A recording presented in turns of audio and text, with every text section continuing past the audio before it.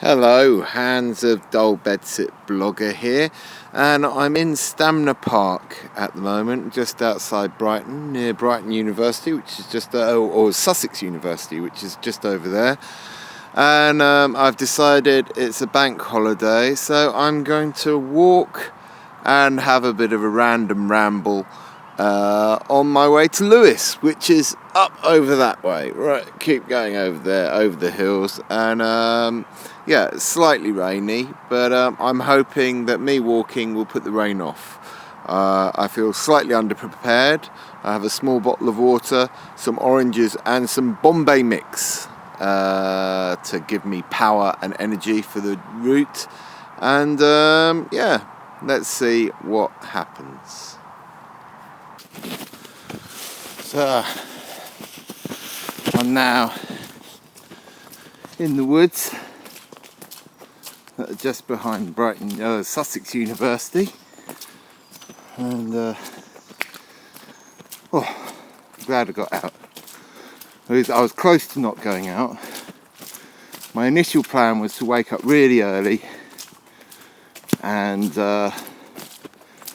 walk before the rain, but I'm not very good at getting out up in the morning.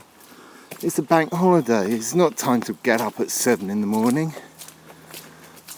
So I got up a bit later, and then I purposely got a single bus ticket to Falmouth, so I had to, even if I didn't walk to Lewes, I'd have to walk all the way back to Brighton, and that would be all urban and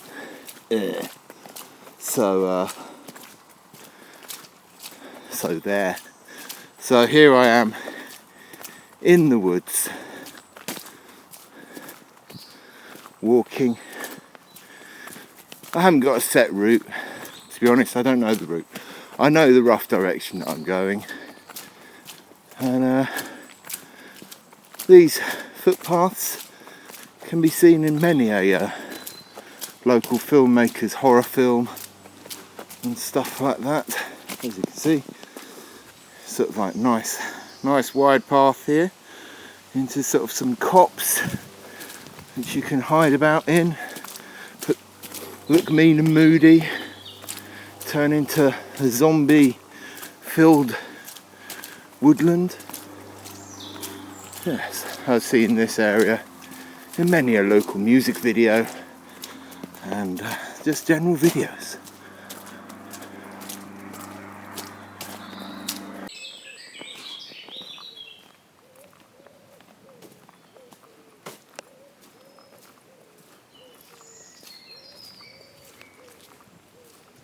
I hope that you're picking up the birds singing there. I do like the thing of the birds singing. We think, oh, isn't that lovely? When actually it's a bunch of hooligans shouting, "Come on, Charlie, if you think you're hard enough. Come on, mate. Fuck me, and my cock is massive." Which amuses me. How we're misreading the beauty of birdsong when it's a battlefield going on here. Each of these species of tree trying to become the dominant species of tree.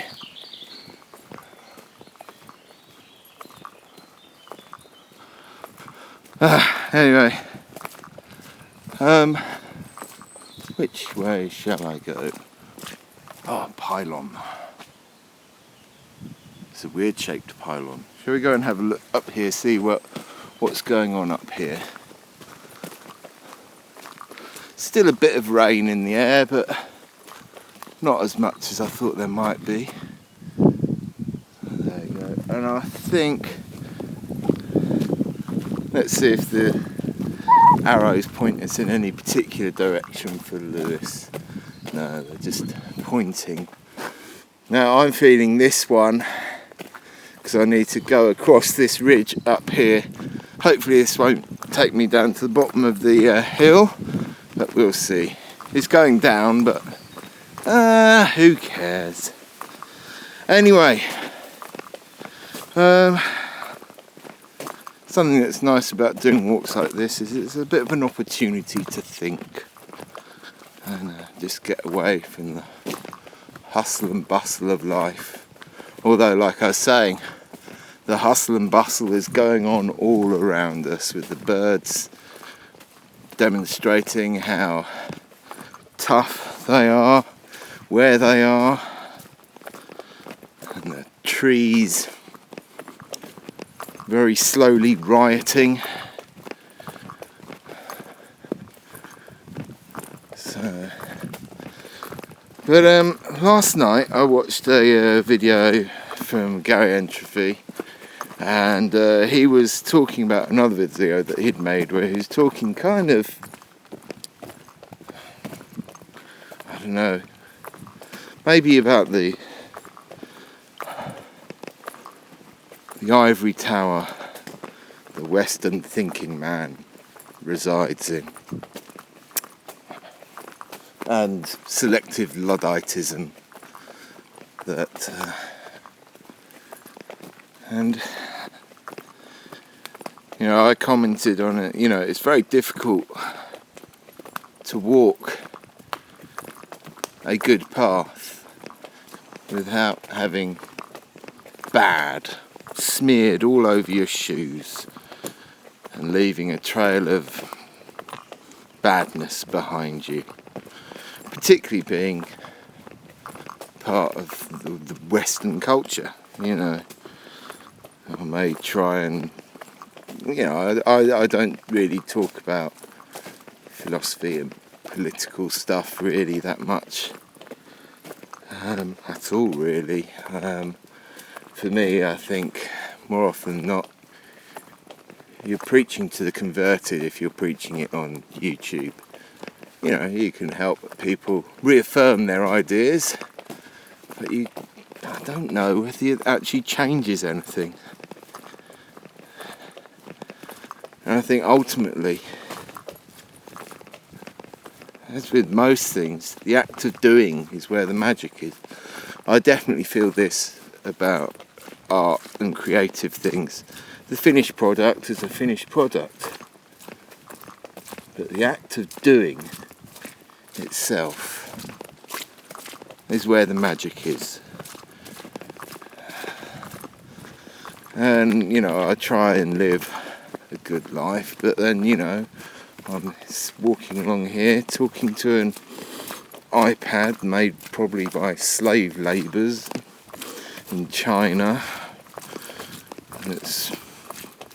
and then, you know, Apple like to make out that they're some kind of, you know, hippie company, but, you know, they're ultimately a big company, and once you're a big company, you can't be a good company. Alright.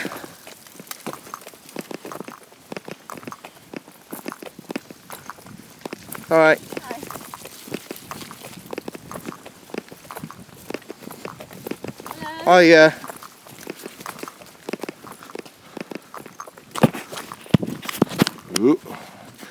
So yeah, you know, there's this sort of it's almost, you know, there's quite interesting stuff about Dunbar's number with humans. There's a particular part of the brain, and a scientist noticed the size of the brain had a correlation to the size of the groups that that particular species did well at. And you know, it's quite interesting that it has a lot of correct thing. It seems to correlate with nature. And I didn't mean to press that. Just a minute. No, I didn't mean to press that. Oh no, don't all hail the radish. That's just a minute. I've just pressed the special effects button by accident.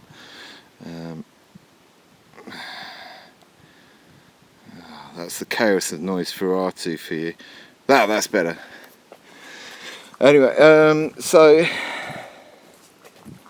yeah, within nature, a lot of the animals, they looked at the size and the correlation and this part of the brain, and it does seem to follow. And you've got to remember, we are part of nature. We are an animal, and I think the size of ours corresponds to about 150, 200 people is what we comfortably work at. And I do feel there's a kind of a bit of a thing with that, you know. Maybe that's why there's like kind of stress in cities and stuff like that. Because if you think about it, if we were to live in our groups of 150, you'd know where you are in the pecking order of that group instinctively. You'd know where that person is. You'd know what your job is. What, you know, not necessarily your job. Job is such a, but you know what role you play within that community. But when you're walking down the road and you live in a big city, you just think about how many faces you see, and you know that instinctual thing that's running in your brain the whole time. You can't turn it off. There isn't a way of turning it off. Must be getting really stressed the whole time, thinking, oh, where do I sit with this person, next person? Who is this? Where do they come? Where am I? You know, and I don't know where I'm going with that.